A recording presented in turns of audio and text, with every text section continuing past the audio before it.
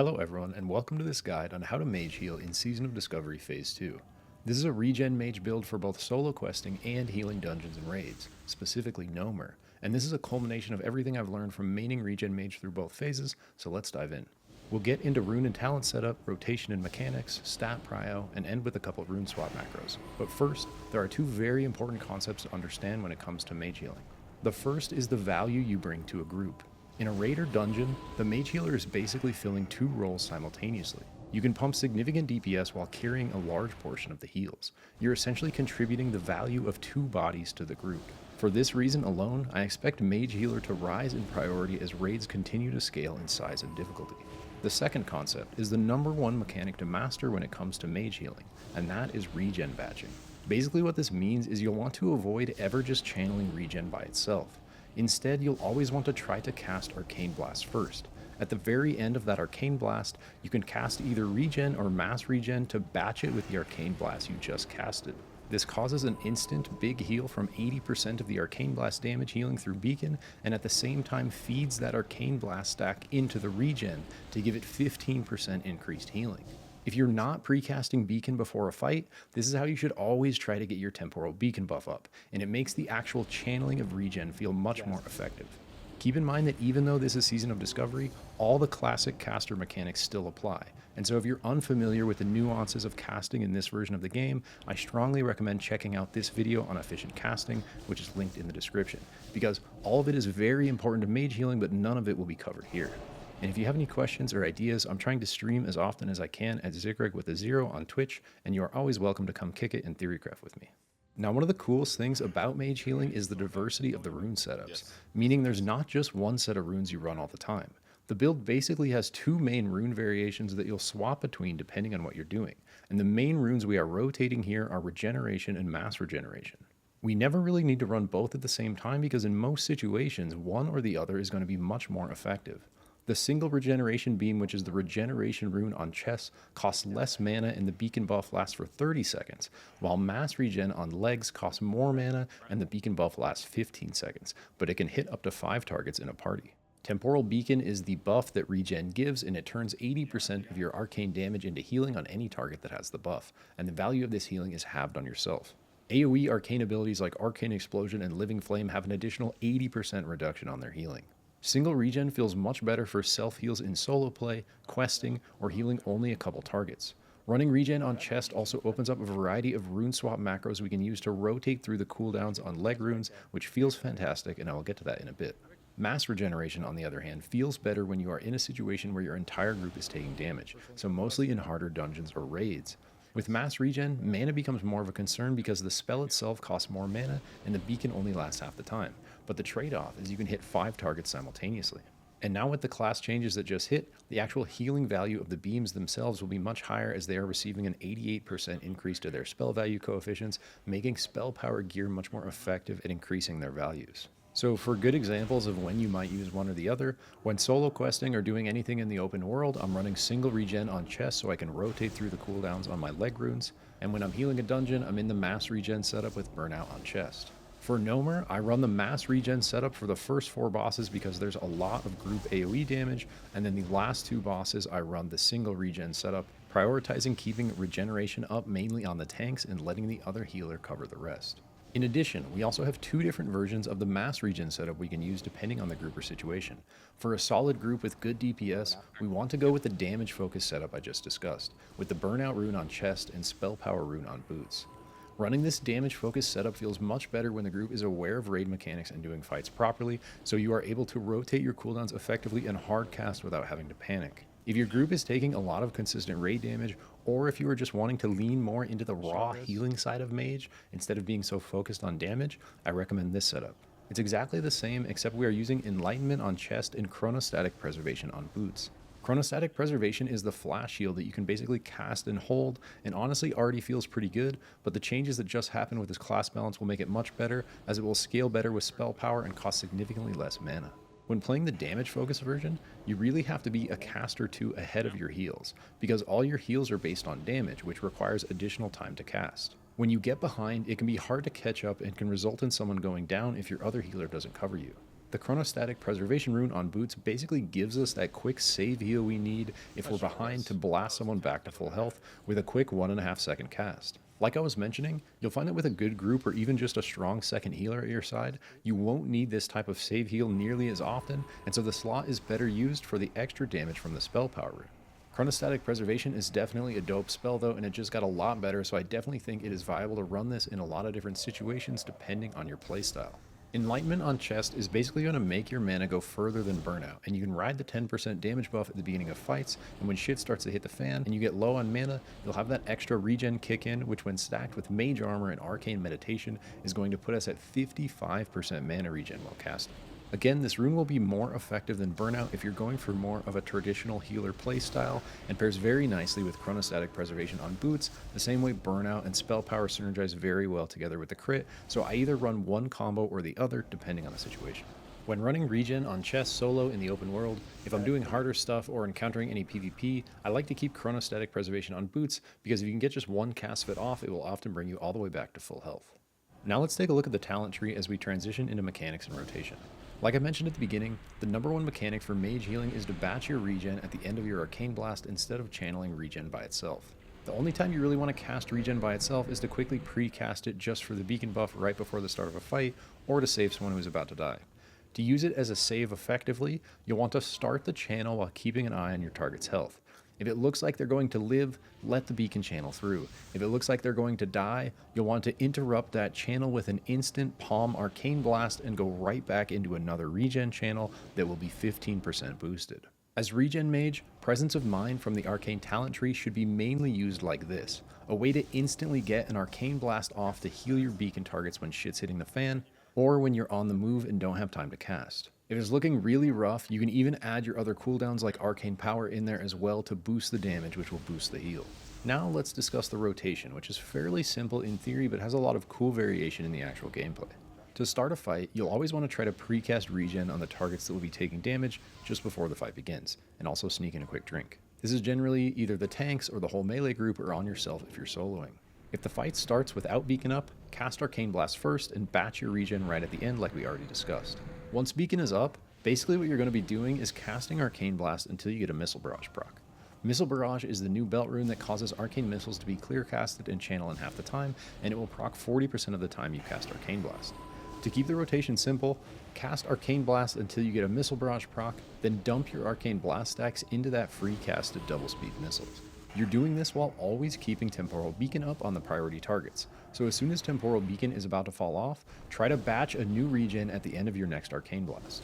If people are taking big damage, you can feed your Arcane Blast stacks into extra regen channels instead of waiting for Missile Barrage. Try to save your big cooldown burst for a 15-second window where you can stand and hardcast, and it can be useful to try to line this up with the difficult part of the fight where the group is taking big damage. Your max burst window will look like this. With your beacon already up, cast 3 Arcane Blasts, then rip Arcane Power and Presence of Mind so you get an instant empowered 4th blast, then feed those max stacks into a Missile Barrage. If you're running Living Flame on legs with a single regen setup, you'll want to dump these 4 stacks into Living Flame instead.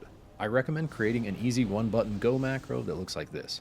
This will rip Arcane Power, Presence of Mind, the Abyss Tailoring Helm, and Icy Veins if you are running it all at the same time.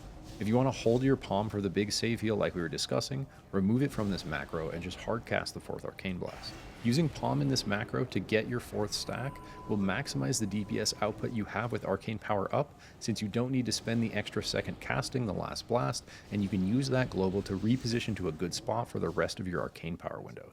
The on-use effect of the new Tailoring Helm has perfect synergy with Arcane Power, evening out the mana consumption while stacking the damage boost. So if you're a Tailor, I highly recommend always trying to use your Helm cooldown with Arcane Power. Now there's a few nuances worth mentioning in regards to rotation. Since you're chain casting Arcane Blast, often you'll get a Missile Barrage proc right as you're starting the next blast cast. In this situation, you basically have 2 choices. If you're trying to be mana efficient, you'll want to cancel that Arcane Blast right when you see the Barrage proc and let it rip into a free double speed Arcane Missiles. If you're going for max damage, when you see Missile Barrage proc, you'll want to let that Arcane Blast you're already casting finish, then instantly dump the proc into missiles with an extra Arcane Blast stack under it. When batching regen at the end of an Arcane Blast, if you're trying to be mana efficient or if party members are low, let the full regen channel through. If you're going for damage, you'll want to cancel the regen channel as soon as your homies have enough health and go straight back into your damage rotation. Now let's quickly talk about wands and a couple talent point variations. I originally had this build with 2 out of 2 in wand specialization, but realized I wasn't using my wand hardly at all in Nomer. This is because mana scaling feels a lot better at 40 than it did at 25, and the 2 longer fights at the end have buttons you can press on cooldown to keep your mana up. That being said, if you're focused less on damage and wanting to lean more into the raw healing side of Mage, or if you're trying to be super mana efficient, I think running wand specialization with a good arcane wand is definitely viable, especially when running mass regen, enlightenment, and chronostatic preservation. If you want to run wand specialization, I recommend moving 2 points out of magic absorption. Another potential option here is to move these 2 points into improved counterspell if you want to be able to mess around with this build in PvP. My biggest frustration with Mage Healing in PvP is that every one of our healing spells and buffs can be offensively dispelled or purged, including Temporal Beacon, which is the main mechanic that enables Mage Healing. Temporal Beacon, Chronostatic Preservation, Arcane Power, Presence of Mind, Arcane Intellect, Amplify, and Dampen Magic can all be dispelled. If a priest or shaman is chain dispelling you, you literally won't be able to heal at all except for channeling regen, and this feels super bad. I don't think Mage Healing will be truly viable in PvP until Temporal Beacon can't be dispelled, because this is the fundamental mechanic that enables Mage Healing. Chronostatic Preservation is the only healing spell that feels decent in PvP, but if you're just chain casting this, you're basically playing Priest with only one spell, so you might as well just be playing Priest at that point to get all the other healing spells in their kit that don't require a dispellable buff to function. Speaking of Amplify and Dampen Magic, it's worth mentioning the utility of these spells now that we can heal ourselves. Amplify and Dampen Magic will have significant effect on the actual channeling of your regen spell, as well as the healing from Chronostatic Preservation. Amplify will result in more healing while increasing the magic damage the target takes, while Dampen will reduce healing while also reducing the magic damage the target takes. Note that these effects do not appear to influence the healing from damage enabled by Temporal Beacon. In fact, healing from damage with Temporal Beacon has some very interesting interactions if you pay attention to it. You'll notice that crits or partial resists have no effect on the healing value. The healing appears to be based off of 80% of arcane damage before hit, crit, or resist calculations. This means that hitting an arcane blast, critting an arcane blast, or resisting an arcane blast will result in the same amount of healing from Temporal Beacon. It turns out the heal actually has its own independent crit chance. You'll notice that your Temporal Beacon heal can even crit when your Arcane Blast doesn't. And when your Arcane Blast does crit, the healing will be the same as a normal hit. In general, I mainly use Amplify and Dampen Magic on myself when doing stuff in the open world. And the rule of thumb is fairly simple. If fighting against casters, use Dampen, and if fighting against physical, use Amp. It can be a bit risky to use these in raid unless you really know what's going on, so I recommend avoiding them altogether if you're unsure of the results. Alright, now let's quickly talk about stat prio and itemization. Rather than go through everything individually, here's a screenshot from my guild Discord of what I believe to be Mage Healer BIS for PvE this phase. For PvE BIS, you want the full irradiated set. For PvP BIS, you'll want the full tier set. It's important to try to acquire at least a single piece of gear with 1% spell hit, because this will let you run just 2 combo points in the Arcane Focus talent to reach the 5% spell hit cap for Nomer. The epic tailoring boots from last phase, the irradiated boots, the Nomer cloth belt, the staff of the evil genius, and the tier 2 set bonus all give 1% spell hit. If you have 3 of these pieces, you can move an additional point out of Arcane Focus into magic absorption. Keep in mind that you only need 3% spell hit cap for PvP, so if you have at least one of these pieces in your PvP set, you can get away with running just 1 point in Arcane Focus. Making sure you are at the 5% spell hit cap is top priority for PvE, so if you don't have any hit gear yet, run 3 points in Arcane Focus. For other stat prio, spell power continues to be king, especially with the recent changes to our healing spells, enabling them to scale 88% more effectively from spell power. The only time you'll really want to prioritize healing power is if you can't get spell power in that slot, or if you are leaning into the raw healing side of Mage that we discussed earlier. After spell power, you'll want to grab extra crit anywhere you can get it, which is still a fairly rare stat and mostly only on a few pieces of the new Nomer gear. For base stats, Intellect remains #1 priority, but is now followed very closely by Spirit.